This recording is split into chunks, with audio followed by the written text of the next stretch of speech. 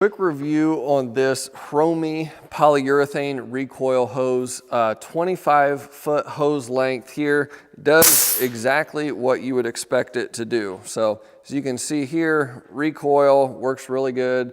It's coiled up nicely. This is the 25-foot hose. And then it does come with connectors on this hose, which I really like. I gave them a couple, about another half twist or full twist just to make sure that the thread sealant was good, plugged it in, no air leakage at all. What's nice is these are the push connectors, so all you gotta do is push it in and it'll latch on, and it's working really well.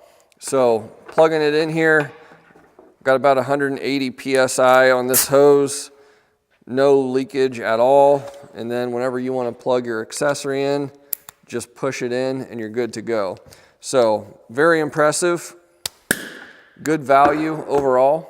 This is a 1/4-inch polyurethane hose, so it is very lightweight. And then with these recoil hoses, I mean, it recoils down to basically 2 feet, but it's a full 25-foot long hose. So here I'm at about 16 foot stretched out. With these recoil hoses, you don't really want to stretch them out all the way because they can lose some of that recoil after a while. But yeah, works good, and I'd recommend it.